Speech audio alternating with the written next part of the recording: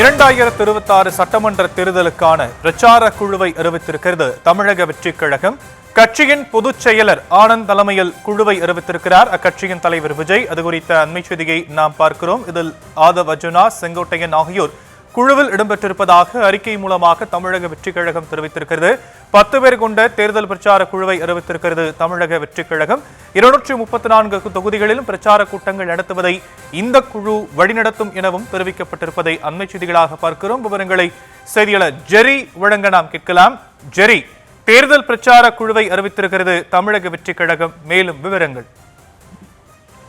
வணக்கம். சட்டமன்ற தேர்தலுக்கு இன்னும் ஓரிரு மாதங்களே இருக்கக்கூடிய சூழல்ல அனைத்து கட்சிகளும் தேர்தலுக்கான வேலைகளை முடுக்கி விட்டிருக்கிறது. அதன்படிதான் தமிழக வெற்றி கழகமும் சில குழுக்களை நியமித்தவாறே இருக்கிறது. அதாவது தேர்தலுக்காக பிரச்சார பணிகளை மேற்கொள்வதற்காக ஒரு குழு அமைக்கப்பட்டு இருக்கிறது. அதாவது 10 பேர் கொண்ட குழுவை தமிழக வெற்றி கழக தலைவர் விஜய் அறிவித்திருக்கிறார். கட்சியினுடைய பொதுச் செயலாளர் என் ஆனந்த், ஆதவ் அர்ஜுனா, செங்கோட்டையன், மாவட்ட செயலாளர் பார்த்திபன், மாவட்ட செயலாளர் விஜய் தாமு உள்ளிட்டோர் இந்த குழுவில் அடங்கியிருக்கிறார்கள். அவர்கள் 234 தொகுதிகளிலும் ஆலோசனை கூட்டங்கள், பிரச்சார கூட்டங்கள் உள்ளிட்டவற்றை நடத்துவது தொடர்பாக பணிகளை மேற்கொள்ளும். இக்குழுவிற்கு தமிழக தோழர்கள் அனைவரும் முழு ஒத்துழைப்பு நல்க வேண்டும் என தமிழக வெற்றி கழக தலைவர் தன்னுடைய எக்ஸ் வலைதள பக்கத்திலே பதிவிட்டு தொண்டர்களிடையே கேட்டுக் கொண்டிருக்கிறார். அதாவது ஆடியோ லான்ச் பொழுதே அவர் கூட்டணி தொடர்பாக சஸ்பென்ஸ் என்று கூறியிருக்கிறார்.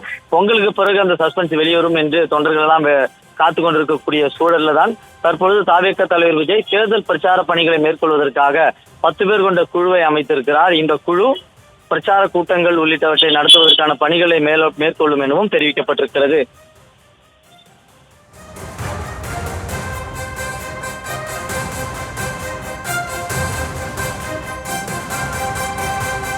விரிவான விவரங்களுக்கு நன்றி ஜெரி.